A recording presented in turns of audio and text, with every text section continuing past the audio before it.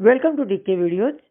आज हम हिस्ट्री में चैप्टर 6 करेंगे, rise of janapadas, mahajanapadas and kingdom.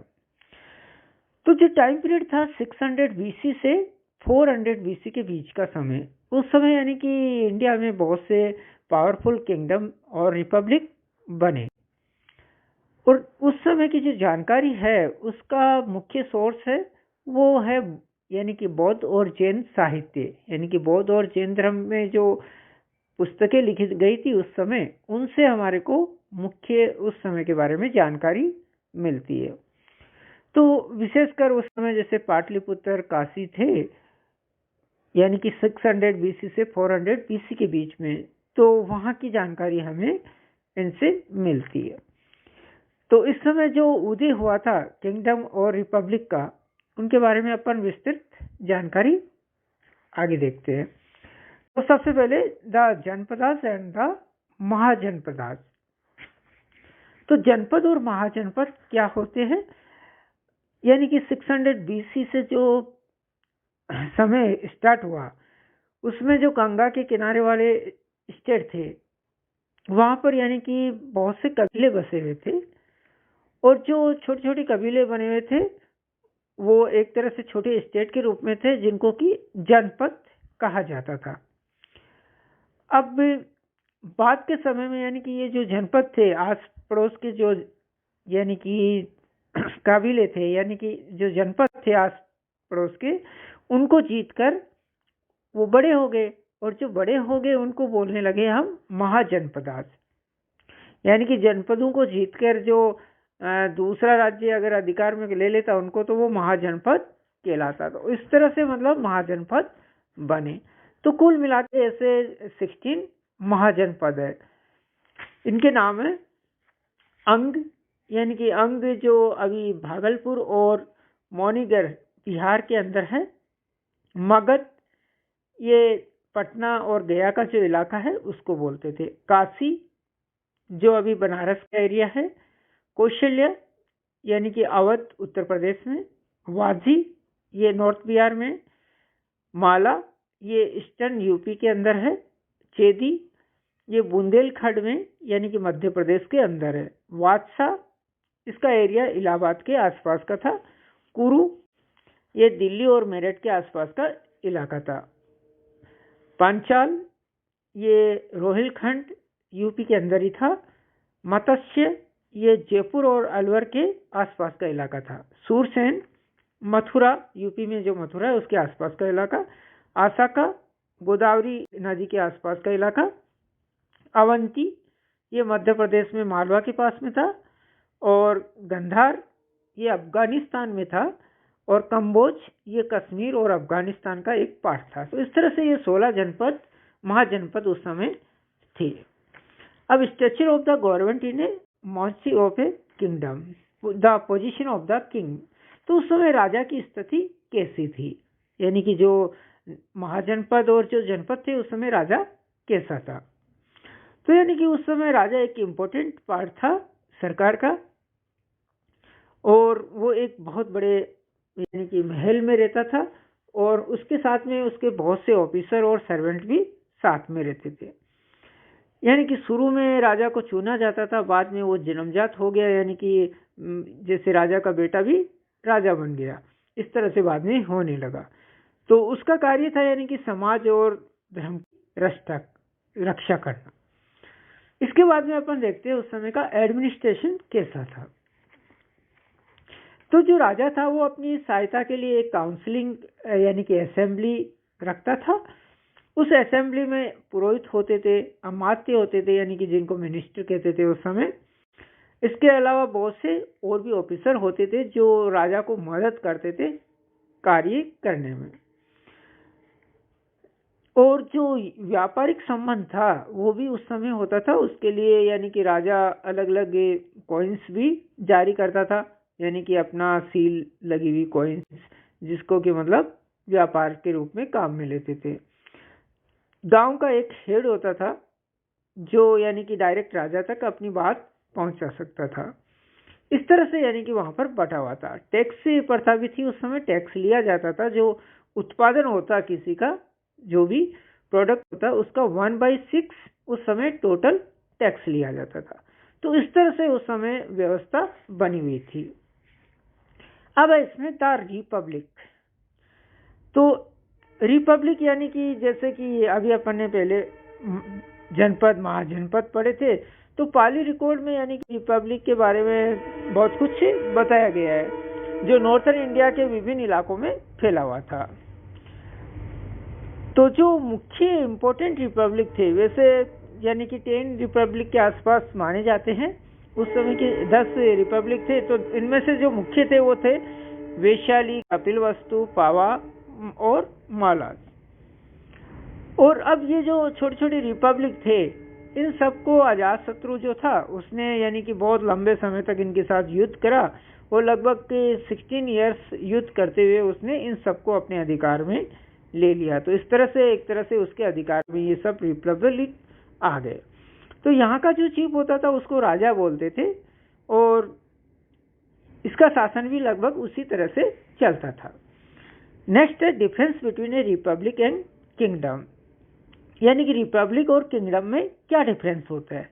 तो देखिए इसमें दो मुख्य जो डिफरेंस है, पहला तो ये था कि kingdom had a despotic setup while the Republic had a democratic setup. यानी जो किंगडम था वहां पर राजा का चुनाव अपने आप होता था, यानी कि बेटा उसका राजा बनता, जबकि रिपब्लिक में यानी कि एक तरह से प्रजातंत्र था, प्रजा चुनती थी राजा को। किंगडम में जो ऑफिस होता था राजा जैसा चाहता था उसके अनुसार होता था, यानी कि वो परंपरागत होता था, यानी कि जन्मजात उसमें सदस्य होते थे। राजा के मरने के बाद में उसका बच्चा राजा बनता और दूसरे जो मुखिया थे वो भी इसी तरह से चुने जाते, जबकि रिपब्लिक में चुनाव के द्वारा ये सब चुने जाते थे। तो ये इनमें मुख्य अंतर था। अब इसके बाद में अपन देखते हैं how some people become ruler, यानी कि कैसे ये राजाओं का इनका जन्म हुआ। तो क्या था कि यानी कि जो लोग थे, जो पहले कबीले थे, वो आपस में एक दूसरे पर अटैक करते रहते थे। तो उन अटैक से अपने आप को बचाने के लिए लोगों ने क्या करा, एक व्यक्ति को चुना जो उस राज्य की, उस कबीले की रक्षा कर सके। इस तरह से यानी कि जनपदों का निर्माण हुआ और फिर वो महाजनपद में बदल गए। तो महाजनपद जो थे वो यानी कि उनका ज़्यादातर रूल हेरिडेटरी होता था, यानी जन्मजात होता था, उनको किंगडम बोलते हैं, और जहाँ चुन के होता था उनको अपन रिपब्लिक बोलते थे। तो इस तरह से वहाँ की लोगों ने इस तरह से चुनाव करा। अब द किंगडम ऑफ मगध, यानी कि मगध में जो राजा बने थे मुख्य, वो कौन कौन से थे और उनका राज्य किस तरह से था। तो सबसे पहले अपन इसमें देखते हैं बिंबिसारा। तो बिंबिसार का जो समय था वो था लगभग 542 से 493 बीसी के बीच में, यानी कि उसने लगभग 52 साल शासन करा मगध के अंदर। और उसके राज्य में यानी कि जो वैशाली, माद्रा, कौशल, ये और ये सब उसके राज्य के अंदर आती थी। उसकी एक मुख्य बात ये थी, उसका जो राज्य था कि यानी कि उसने हर तरीके से अपने राज्य को बढ़ाने की कोशिश करी, कहीं मतलब वैवाहिक संबंध करके, कहीं पर मतलब जीत के, इस तरह से उसने अपने राज्य को आगे बढ़ाया। बिंबिसारा के समय में यानी कि लगभग 80,000 विलेज उसके अंडर में थे जहां उसका शासन चलता था, यानी कि लगभग 80,000 विलेज उसके अंडर में थे। और जो गांव का हेड होता था उस समय उसको कहा जाता था ग्रामिक, यानी कि ग्रामिक गांव का हेड होता था और वहां का वो शासन चलाता था राजा की सलाह पर। उस समय व्यापार होते थे और यानी कि राजा उसके लिए रोड वगैरह का भी निर्माण करता था, यानी कि जिससे कि व्यापार आसानी से हो सके एक जगह से दूसरी जगह पर। और अपनी सलाह के लिए वो मंत्री वगैरह भी रखता था। उस समय उन्होंने जो राजधानी बनाई वो थी राजगृह, जो यानी कि पटना के पास में थी राजगृह, वो उस समय बिंबिसार की राजधानी थी। और एक और विशेष बात की जो बुद्ध और महावीर थे दोनों ने उस समय धर्म प्रचार किया मगध के आसपास के इलाके में, लेकिन फिर भी हम नहीं कह सकते कि बिंबिसार किस धर्म को मानने वाला था, यानी कि दोनों ने वहां पर जैन धर्म और बौद्ध धर्म का प्रचार करा था। नेक्स्ट है इसमें अजातशत्रु। तो अजातशत्रु बिंबिसार का बेटा था और उसने लगभग 32 साल शासन करा, यानी कि 493 से 461 बीसी के बीच में उसने वहां राज्य किया। और ऐसा माना जाता है कि उसने यानी कि यह राज्य प्राप्ति के लिए अपने पिता की हत्या कर दी थी और फिर राज्य प्राप्त करा था। इसके अलावा उसने जो उसका चाचा था प्रसेनजीत कौशल का, उसको भी हरा के उसका राज्य अपने राज्य में मिला लिया। तो इस तरह से यानी कि उसने बहुत बड़ा अपना एक राज्य खड़ा करा। उसने लगभग 36 जो किंगडम थे उनको अपने साम्राज्य में मिला लिया। इसमें लिच्छवी और वैशाली भी शामिल थे। तो इस तरह से उसका राज्य लगभग यानी कि बहुत बड़ा हो गया था। और उसके अंडर में अजातशत्रु के अंडर में मध्य प्रदेश का भी मगध का बहुत सारा इलाका था और मगध का यानी कि एक नॉर्थ में एक पावरफुल स्थान था उस समय। नेक्स्ट है उसके बाद में यानी कि उसने जो अपना जीत हासिल करी तो इसलिए उसका नाम क्या अजातशत्रु एक कहा जाता है। और वो धर्म का प्रोटेक्ट करने वाला था, यानी कि गायों का और ब्राह्मण लोगों का प्रोटेक्ट करने वाला था। इसके अलावा जो बिंबिसार था उसने यानी कि जैसे अपना अजातशत्रु ने जैसे अपने पिता के समय में शासन व्यवस्था थी उसी तरह से उसकी शासन व्यवस्था थी, लेकिन उसमें ब्राह्मणों का स्थान एक प्रमुख था, यानी कि ब्राह्मण लोगों का उस समय दबदबा ज्यादा था। तो इस तरह से उसका शासन चला।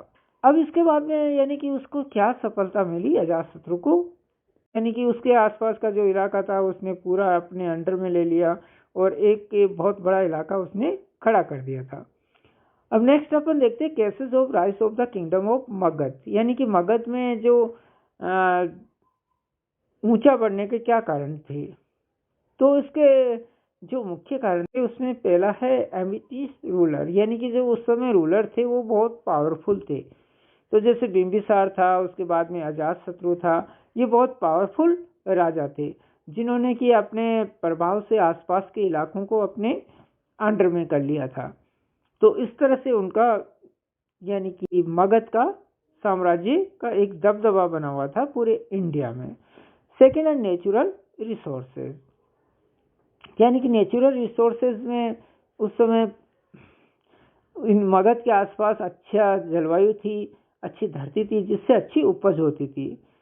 फिर है थर्ड इसमें situation in the capital cities, यानी कि जो कैपिटल इनकी बसी हुई थी वो बहुत अच्छी जगह थी जो सुरक्षित थी। राजगृह जो थी पहाड़ियों से घिरी हुई अच्छी जगह थी जहाँ कोई अटैक भी नहीं कर सकता था आसानी से। इनका मिलिट्री पावर भी बहुत अच्छा था। फिर यानी कि जो इलाका था वो बहुत उपजाऊ था और इनका व्यापार भी बहुत दूर दूर तक होता था और इससे यानी कि सब के कारण से उनका एक सिंबल था पावर का जिसको लोग मानते थे। अब है list of the people during the Magadhan ascendancy. तो इम्पोर्टेंट ऑफ टैक्सेस, यानी कि उस समय जो टैक्सेस थे उनका क्या इम्पोर्टेंस था। तो यानी कि राज्य को बढ़ाने के लिए, राज्य की व्यवस्था बनाने के लिए टैक्स जरूरी होते थे। तो लगभग यानी कि हर उत्पादन जो भी होता था उस समय उस पर टैक्स लगता था और टैक्स का हिस्सा था 1/6, यानी कि 1/6 टैक्स उनको देना पड़ता था। और यानी कि कुछ फ्री भी कर रखा था ट्रेड, जिसको कि मतलब जिस पर टैक्स नहीं लगता था।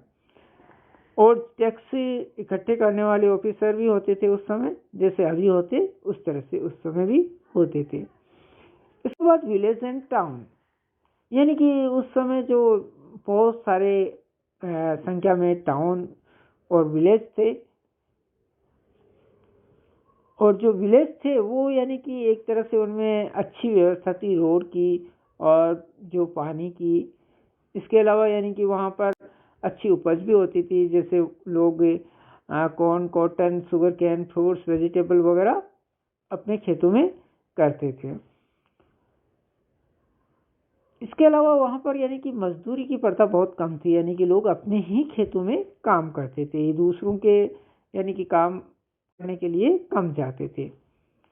जो टाउन थे वो स्मॉल साइज के थे, यानी कि बड़े नहीं थे जैसे अभी टाउन होते हैं, छोटे छोटे टाउन थे। धीरे धीरे उनकी साइज बढ़ती गई, जैसे उज्जैनी, ताम्रपति, राजगृह, अयोध्या, कौशाम्बी, वैशाली, पावा और कुशीनगर, ये क्या कुछ बड़े इम्पोर्टेंट टाउन बन गए, यानी कि बड़ी संख्या में लोग यहाँ पर रहते थे। तो यहाँ पर बहुत सा व्यापार होता था, बहुत से क्राफ्ट और आर्ट की चीज़ें वहाँ पर बनती थी। तो ये एक बड़े टाउन के रूप में उभर कर आए थे। अब आगे अपन देखते हैं चेंज इन एग्रीकल्चर, यानी कि उस समय एग्रीकल्चर में क्या बदलाव हुआ। तो यानी कि खेती जो थी, खेती का वही तरीका था जो शुरू से होता था, लेकिन उस समय कुछ लोगों को यानी कि दास, जिनको दास और दासिया कहते थे, वो एक तरह से लेबर बना के रखते थे जिनको खेतों में काम करवाते थे, यानी कि दास और दासियों से वो अपना काम करवाते थे। तो ये एक सिस्टम उनका बना हुआ था। तो ये पूरा सिस्टम था 600 बीसी से 400 बीसी के बीच में। उनका trade and art and craft यानी कि व्यापारिक संबंध कैसा था, तो उनके जो मुख्य व्यवसाय थे यानी कि खेती थी, एक पशुपालन था, उसके अलावा क्राफ्ट्समैन भी थे जो मतलब अलग अलग तरह के क्राफ्ट बनाते थे। इसके अलावा व्यापारी लोग थे जो मतलब सिक्के उस समय चलते थे, उसके द्वारा यानी समुद्र के रास्ते में या नदियों के रास्ते से व्यापार करने के लिए जाते थे एक जगह से दूसरी जगह तक। और जानवरों की भी अदला बदली होती थी, यानी व्यापार में जानवर जैसे गाय के बदले में इतना देना, ये भी सिस्टम उस समय बना हुआ था। जो उस समय बड़ी कच्चा और ताम्रपति, सुपारी का ये इम्पोर्टेंट सी पोर्ट थे जहाँ से व्यापार उस समय होता था। इसके अलावा कौशाम्बी, अयोध्या, पाटलिपुत्र, श्रावस्ती, काशी, पटना, चंपा, ये मतलब मुख्य नदियों के पोर्ट थे जहाँ से व्यापार करने के लिए लोग जाते थे। और जो कंट्री थी उसमें स्वर्ण भूमि यानी कि जो म्यांमार है अभी, और भवेरू यानी बेबीलोन तक वो व्यापार करने के लिए जाते थे। यानी कि इस तरह से उनका व्यापारिक संबंध दूर दूर तक था, दूर दूर के इलाकों में वो व्यापार करने के लिए जाते थे। अब रिलीजन एंड सोसाइटी उनकी कैसी थी, तो जो उस समय वर्ण थे वो यानी कि 4 वर्ण वही थे उस समय भी, क्षत्रिय, ब्राह्मण, शूद्र और वैश्य।